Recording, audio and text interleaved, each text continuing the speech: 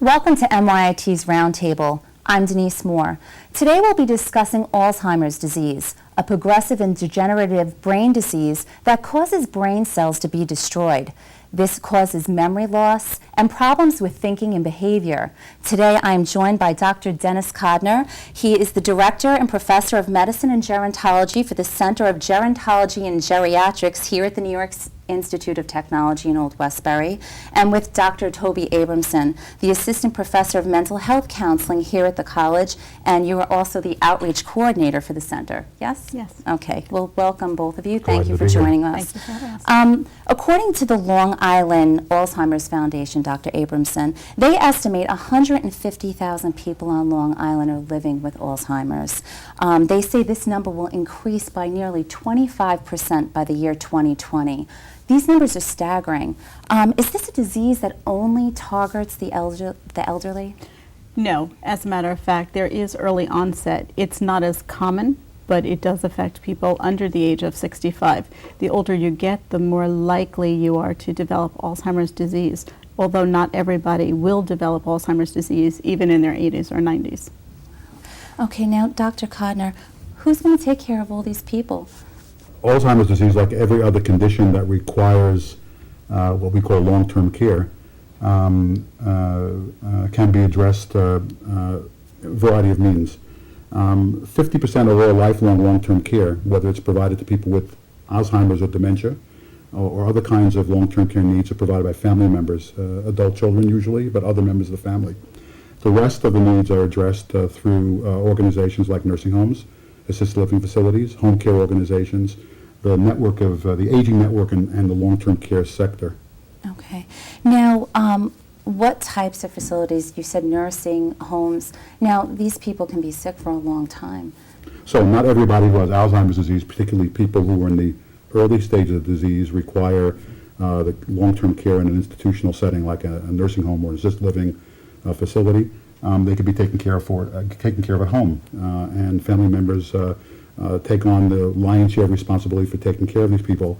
There are adult day health centers or social daycare centers, which provide kind of one-stop services to people with Alzheimer's and related dementias on a daily basis. People are dropped in, they're cared for during the day, there's recreation, there's healthcare services, socialization with other people at the center, and then the family members pick them up at the end of the day, and they live at home until the next day they attend the center. So adult day health centers and social daycare centers is another option. There are home care organizations that provide some support to family members. And finally, because there's such a enormous stress related to taking care of people with Alzheimer's disease, there are programs that really focus on family members themselves, because once family members break down, once they can no longer kind of take the responsibilities of caring for a loved one, there are respite programs.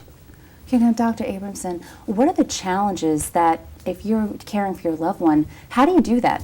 It must be difficult. It is probably one of the most difficult parts of the disease process is becoming a caregiver. Nobody chooses to become a caregiver, and yet they find themselves in this very difficult task, and doing what they want to do to care for their loved one is all fraught with challenges. From fatigue to physical illnesses and ailments for themselves. Caregivers are notorious for providing so much time and attention for their loved one that they neglect themselves. And so they are more likely to suffer from health problems, physical health as well as mental health problems. For instance, depression is very high among caregivers, anxiety. The social withdrawal that happens as a result of becoming a caregiver is a tremendous effect for a caregiver. What we worry about for caregivers is not we worry about the day-to-day caregiving, but the stress and burnout that comes from providing care for somebody, as some authors have talked about it. You know, it's not a 24-hour day of caregiving, it's a 36-hour day, and it's endless. Well, that's the hard part, because these people, they can't remember. And now this is all day. What types of situations can happen during the day, while they're trying to care for that person? The situations range from basic taking care of activities of daily living, showering, bathing, toileting, helping people dress or eat, to problems because of the memory loss. So the person with Alzheimer's at some point, and not everybody experiences all of the symptoms in the same way, but may become paranoid or suspicious or not recognize their loved one and think that there's an intruder in the house and want to call the police and become. So we worry about that. We worry about the caregivers who experience their loved one wandering and leaving the house, getting up in the middle of the night, mixing day and night, thinking it's time to go to work, and getting fully dressed with their suitcase or briefcase in their hand, or wanting to go home, not recognizing their home as being their home. All of those take a tremendous toll on a caregiver who's trying so hard to do all the right things, and not to be recognized, not to be known, is devastating. Now they're trying to do that on top of trying to take care of their family. Is that what you call the sandwich generation? Yes, sandwich generation has a lot to do with the age at which people are caring, meaning, or their life tasks. So a sandwich generation person would be somebody who's caring for an older relative, but also caring for their own family and younger children. So they're kind of sandwiched between two generations and having to meet the needs. And how do you decide, you know, if you should go and take care of mom and mom's needs, or you should go to your child's concert or school play or a sports game? And how do you be at both without neglecting either? So it becomes a really difficult challenge of trying to juggle it all. Well, these are primarily the daughters and daughters-in-law of the person who has Alzheimer's. Men do play a role. They do provide some support for people with Alzheimer's dementia, but it's primarily the women in the middle. Women tend to provide most of the day-to-day care. Men are more likely to hire services. But there are, not to say that there are not many sons who actually do a lot of the physical caregiving as well. Sometimes sons will take a night shift to give a sister a break.